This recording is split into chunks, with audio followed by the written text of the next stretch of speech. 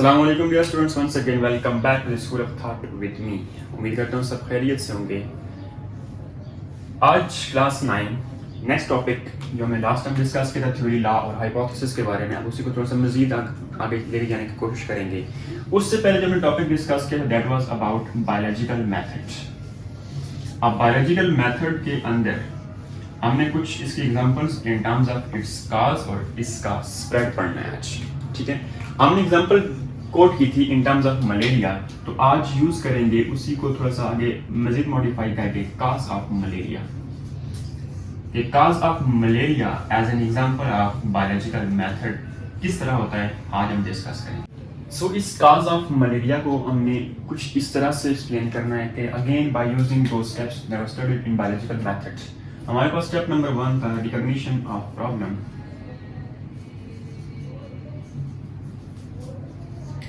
हमने ये कहा था कि भाई प्रॉब्लम को हमने आइडेंटिफाई करना है by using the technique of questions. हमने क्वेश्चंस पूछने, हमने ये पूछना है कि भाई ये प्रॉब्लम किस तरह की है, नेचर ऑफ प्रॉब्लम किस तरह की है, कौन सी कैटेगरी ऑफ प्रॉब्लम है, किस तरह की प्रॉब्लम है। ठीक है, इन सब चीजों को हमने एक्सप्लेन करना है in terms of recognition of problem.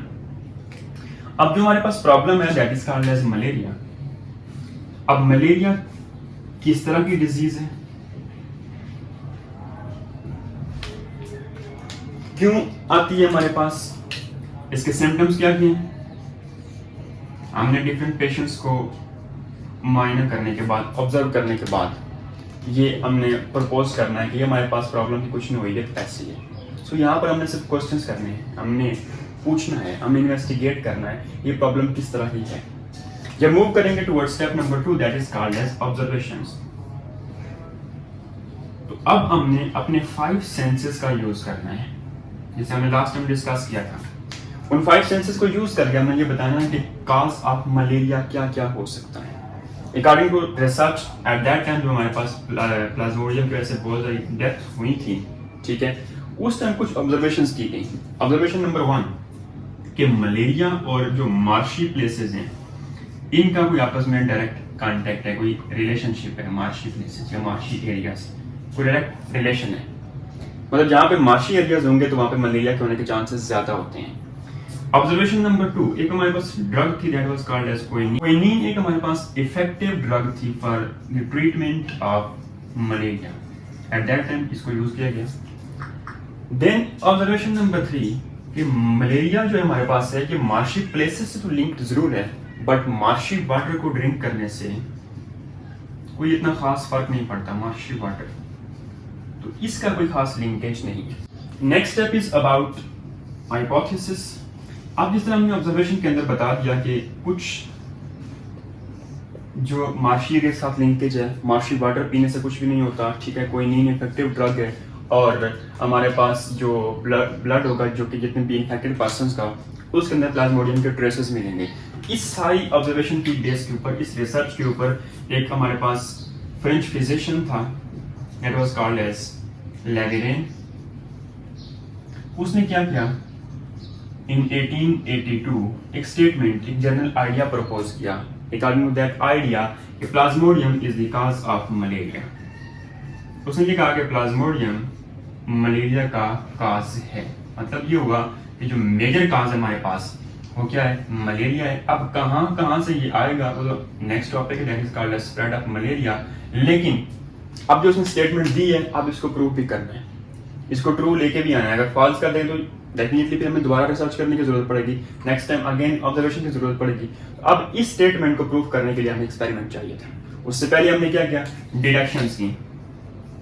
Deduction mean आप क्या करते हैं, अपने हाइपोथेसिस को प्रूव करने के लिए आप क्या करते हैं, इसको ट्रू मान के आप क्या करते हैं, इफ एंड देन की लॉजिक लगाते हैं कि अगर ऐसा हो गया तो इसके ये आउटकम, ये रिजल्ट आ सकते हैं, और अगर ऐसा ना हुआ तो ये वाले आउटकम्स आ सकते हैं। अब हमारे पास स्टेटमेंट थी plasmodium is the cause of malaria, तो इसका डिडक्शंस कुछ यूं बनेगा, if plasmodium is the cause of malaria, कि अगर प्लाज्मोडियम मलेरिया का काज है then plasmodium should be in the blood of all the infected persons.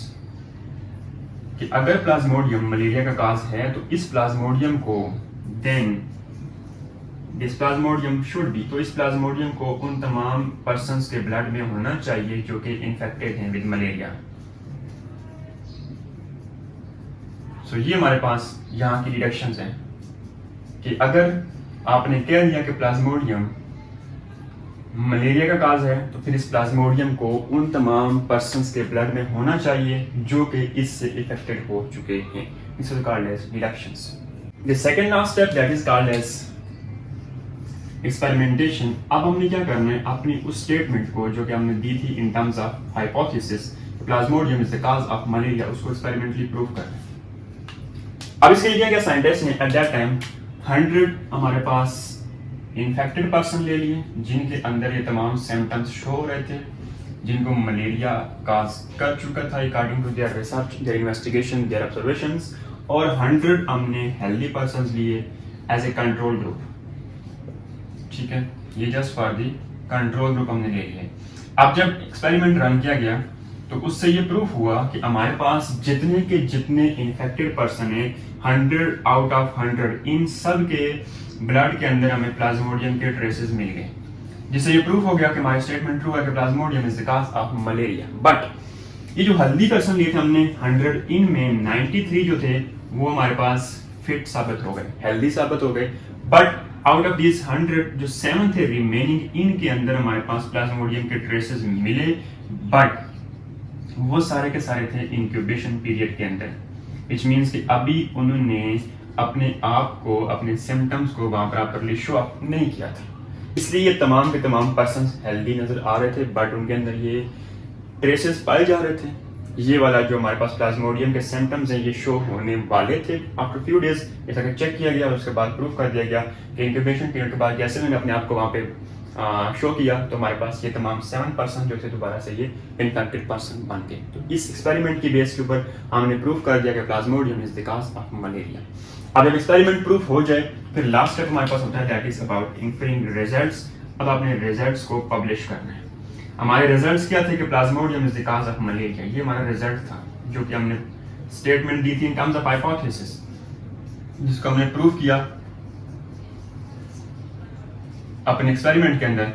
जब प्रूफ कर दिया अब इसको हमने क्या करना है, वर्ल्ड वाइड पब्लिश करना है। कहाँ कहाँ पब्लिश कर सकते हैं, in terms of research articles, in terms of newspapers, magazines, ads, जो भी वे ऑफ कम्युनिकेशन है, वे ऑफ ट्रांसमिशन है, आप उसके अंदर इसको पब्लिश कर सकते हैं और आपका रिजल्ट जो है, आपकी जो रिसर्च है वो वर्ल्ड वाइड पहुंच जाएगी। This is all about the topic cause of malaria. इसके अंदर कोई भी टॉपिक, कोई भी इशू, कोई क्वेश्चन हो कमेंट सेक्शन के अंदर पूछ लीजिएगा, आपको उसका जवाब मिल जाएगा। नई वीडियो से पहले चैनल को सब्सक्राइब करें, अपना ख्याल रखें। अल्लाह हाफ़िज़।